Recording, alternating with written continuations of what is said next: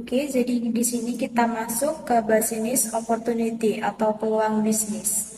Business opportunity is an event where a person or group gets an opportunity to run a business or business. Nah, jadi peluang bisnis adalah suatu peristiwa di mana seseorang atau kelompok mendapatkan kesempatan untuk menjalankan suatu usaha. Nah, jadi ketika kita atau seseorang atau sekelompok orang mendapatkan kesempatan atau peluang untuk berusaha atau meniti karir, itu dinamakan peluang bisnis. Kita lanjut. Sini, before doing business that needs to be done, the opportunity analysis first it's to look at the result of opportunity and then analyze the success rate, analyze the enterprise, and finally maintain the business success. Nah, di sini sebelum melakukan bisnis yang perlu dilakukan analisis peluang terlebih dahulu. Pertama, melihat sumber peluang, lalu menganalisis tingkat keberhasilan, dan lalu menganalisis perusahaan. Dan yang terakhir adalah mempertahankan kesuksesan bisnis. Jadi sebelum kita melakukan bisnis, alangkah baiknya kita melakukan analisis peluang kita terlebih dahulu. Nah, pertama-tama dengan kita melihat sumber peluang, lalu menganalisis tingkat keberhasilan. Jadi tingkat keberhasilan di sini sebelum kita melakukan bisnis, haruslah kita analisis terlebih dahulu. Nah, lalu kita analisis perusahaan kita, apakah sudah bisa dikatakan berhasil atau belum. Nah, yang terakhir adalah mempertahankan kesuksesan bisnis. Jadi kalau misalkan perusahaan kita nih sudah di tingkat keberhasilan, lalu kita akan mempertahankannya. Next, opportunities arise and then turn into an idea to start a business. Yuli 2017. Hendro Fakhrurozi 2021. 63 until 66. He said the opportunity was based 1. Self, 2. Environment, 3. Change the environment, 4. Customer, 5. The ideas of other, yang terakhir ada information obtained.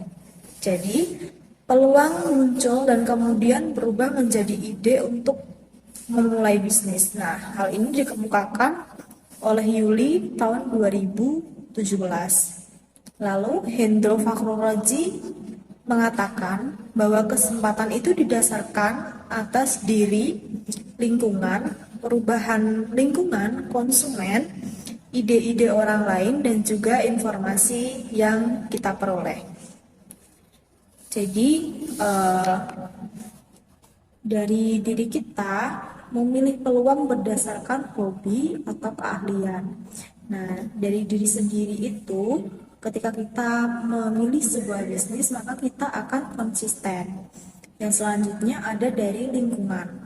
Nah, dari lingkungan ini bisa kita misalkan usaha dari orang tua yang harus diteruskan dan dikembangkan menjadi semakin besar. Nah, usaha dari orang tua yang akan kita teruskan itu bisa jadi peluang bisnis yang berasal dari lingkungan kita. Nah, lalu ada contohnya lagi, yaitu di dekat kita misalkan banyak orang yang sibuk dan tidak sempat sarapan. Nah, kita bisa membuka peluang bisnis dengan kita membangun warung nasi di pagi hari. Nah, yang selanjutnya ada konsumen. Permintaan keluhan atau saran dari konsumen pada barang atau jasa dapat menjadi salah satu peluang usaha yang baik untuk menciptakan suatu usaha. Nah, hampir sama dengan sumber peluang dari lingkungan. Untuk mengetahui bisnis yang cocok, kita harus bisa memperhatikan situasi di sekitar kita. Nah, ada lagi dari perubahan lingkungan. Perubahan lingkungan itu kita bisa membaca lingkungan atau situasi kita untuk dijadikan sebuah peluang usaha. Misalkan pada pandemi COVID saat ini, orang-orang tentunya banyak akan membutuhkan sebuah masker. Nah, jadi kita bisa berpeluang untuk menjadikan bisnis jualan masker pada saat pandemi itu. Nah, ada lagi melalui informasi yang kita peroleh. Misalkan permintaan customer saat ini sedang marak atau viral terhadap suatu benda. Nah, itu bisa kita peroleh informasinya berasal dari media sosial atau sejenisnya. Kita bisa juga peluang bisnisnya itu dari situ. Ada lagi ide dari orang lain. Nah, misalkan teman kita atau orang terdekat kita menyarankan kita buka usaha bisnis sesuatu yang lagi viral-viralnya atau lagi marak-maraknya sekarang, itu juga bisa kita buat jadi peluang sebuah bisnis. According to Jeki Ambaradar, Fahru Razi and Nurkhalifah 2021-67, there are two possible formats that a person might try to reorganize an opportunity. One, see do get, where a person who see an opportunity to form do becomes a profitable business. Two, do see get, where a person is involved in a business that find see a profitable new business opportunity get. Menurut Jeki Ambaradar, Fahru Razi and Nurkhalifah tahun 2021 nomor 27, ada dua format yang mungkin dilakukan seseorang dalam melakukan atau mengenali peluang dalam usahanya. Yang pertama yaitu see do get, di mana seseorang tidak memiliki bisnis namun menemukan peluang untuk dilakukan dan diubah menjadi bisnis sehingga dapat menghasilkan laba atau profit. Nah, kemudian yang kedua, do see get, di mana seseorang sudah terlibat dalam bisnis dan orang tersebut menemukan peluang di dalam bisnis dan mengembangkannya lebih jauh lagi. The business model is a picture of how you will do business or business product to marketing strategy. Each business model is a difference. Model bisnis adalah gambaran mengenai bagaimana usaha atau bisnis yang akan Anda lakukan. Lingkup produk, desain, hingga strategi marketing, tiap bisnis model berbeda satu sama lainnya. In addition to business model, the term BMC or business model canvas is also known, which was first created by Alexander Osterwelder in 2005. As the name suggests, canvas is a tool for expressing a planter ideas. That's the definition of a business model canvas is a tool where you can visualize a business plan easily and structure so the reading can be easier to understand. Selain bisnis model, dikenal juga BMC atau bisnis model canvas, yang pertama kali diciptakan oleh Alexander Osterwalder pada tahun 2005. Seperti namanya, kanvas adalah alat untuk menuangkan ide seorang pelukis, maka definisi dari Model bisnis kanvas adalah alat di mana Anda bisa menyesuaikan atau memvisualisasikan rencana bisnis dengan mudah dan terstruktur, sehingga pembacanya lebih mudah dimengerti. Jadi, intinya bisnis model kanvas ini merupakan strategi manajemen yang digunakan untuk mengkomunikasikan ide atau konsep bisnis.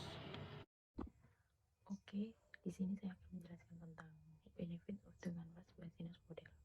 Number one, shorten the writing of business plans. Number two, increase the company's focus on the important point of business planning. Number three, reduce the risk of errors in business execution. Oke, jadi manfaat model bisnis kanvas yang pertama mempersingkat penulisan bisnis plan.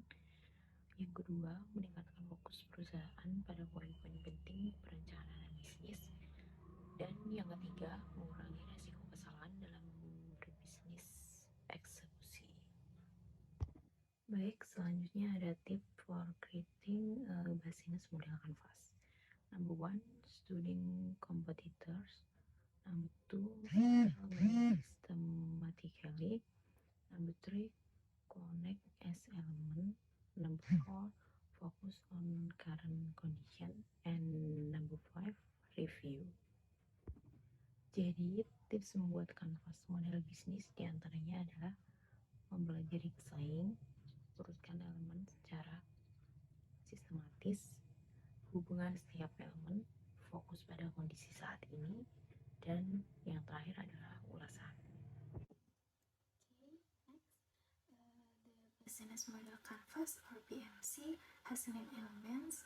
The first, customer segments, value propositions, channels, customer relation, revenue streams, key resource, key activity, key partners, and cost structures. Nah, di sini ada 9 elemen yang harus ada dalam bisnis model canvas. Yang pertama, customer segments atau segmen pelanggan. Jadi yang pertama harus mementingkan segmen pelanggan mana yang akan menjadi target bisnis kita. Lalu yang kedua ada value proposition atau proposisi nilai konsumen. Nah, di sini merupakan keunggulan produk yang kita tawarkan di bisnis kita. Lalu yang ketiga ada channels.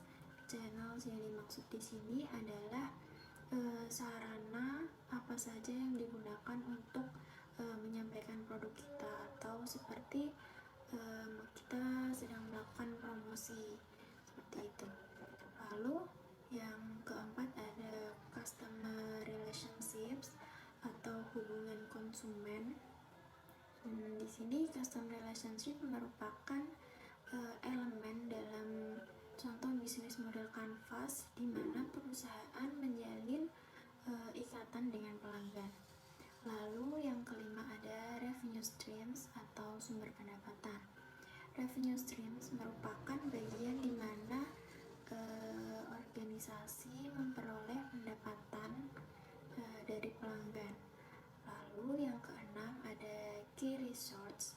Nah, key resource ini merupakan sekat dalam bisnis model kanvas yang berisikan daftar sumber daya yang sebaiknya direncanakan dan dimiliki perusahaan untuk mewujudkan value proposition mereka. Lalu yang ketujuh ada key activity atau aktivitas yang dijalankan. Key activity ini merupakan semua aktivitas yang berhubungan dengan produktivitas bisnis yang berkaitan dengan sebuah produk, di mana kegiatan utamanya adalah menghasilkan proposisi nilai. Lalu yang kedelapan ada key partnerships atau kerjasama. Elemen bisnis model kanvas ini berfungsi untuk pengorganisasian aliran suatu barang atau layanan lainnya dalam bisnis kita. Lalu yang terakhir ada cost structures atau struktur biaya. di sini konsekuensi secara finansial dari cara yang digunakan dalam model bisnis yang kita buat. Lalu kita harus menentukan biaya dan memastikan bahwa biaya sesuai dengan value propositions bisnis. Oke, selanjutnya the next benefit of the company business model. The first, know your competition and then determine the selling value that can excel in the competitions, and then knowing the target markets and maternity product offers and facilitate determination of business strategy. Nah, di sini itu ada keuntungan perusahaan menggunakan model bisnis. Yang pertama, know your competitors, mengetahui kompetitor, atau kita bisa mengetahui pesaing dalam bisnis kita. Lalu yang kedua ada determine the selling value that can excel in the competition, atau menentukan nilai yang bisa unggul atau nilai jual di dalam bisnis kita itu unggul dalam persaingan. Lalu yang ketiga, knowing the target markets atau mengetahui pasar yang dituju. Lalu yang keempat ada maturing the product offers atau mematangkan produk yang ditawarkan. Lalu yang terakhir ada facilitate determination of business strategy atau mempermudah penentuan strategi bisnis.